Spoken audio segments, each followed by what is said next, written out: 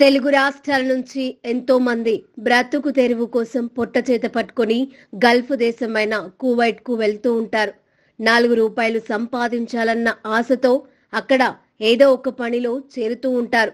కొందరు డ్రైవర్లుగాను, కొంతమంది మెకానిక్ గాను, మరికొంతమంది సూపర్ మార్కెట్లలో హెల్పర్ గా పనిచేస్తూ అక్కడ వచ్చే జీతంతో కుటుంబాన్ని పోషించుకుంటూ ఉంటారు.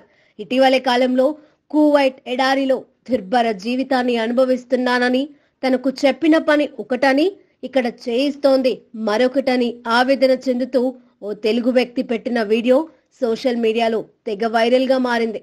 చివరికి తన వివరాలను తెలుసుకునే పనిలో పడగా చివరకు అతను అన్నమయ్య జిల్లా వాల్మీకిపురం మండలం చింతపర్తి వాసి శివగా తేలింది.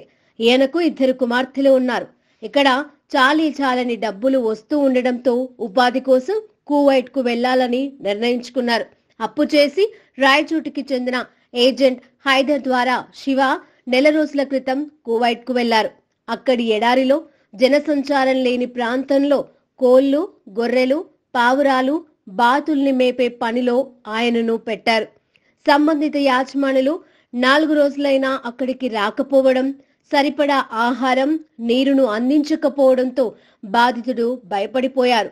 ఇక బాధ చెప్పుకుందామంటే కనుచూపు మేర జనసంచారం లేకపోవడంతో మానసికంగా కుంగిపోయారు. తన భార్యకు, ఏజెంట్కు సమాచారం అందించినా పట్టించుకోకుండా అక్కడ పని చేయాల్సిందేనని స్పష్టం చేశారు. ఇక చేసేదేమీ లేక తన కష్టాలపై సోషల్ మీడియాలో పోస్టు పెట్టాడు.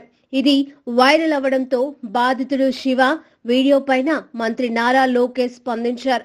బాధితుడి కుటుంబ సభ్యుల్ని టీడీపీ ఎన్ఆర్ఐ విభాగం సంప్రదిస్తున్నట్లుగా ఆయన తెలిపారు. కేంద్ర ప్రభుత్వ సహకారంతో త్వరలోనే ఆయన్ను సురక్షితంగా రాష్ట్రానికి తీసుకొస్తామని హామీ ఇచ్చారు.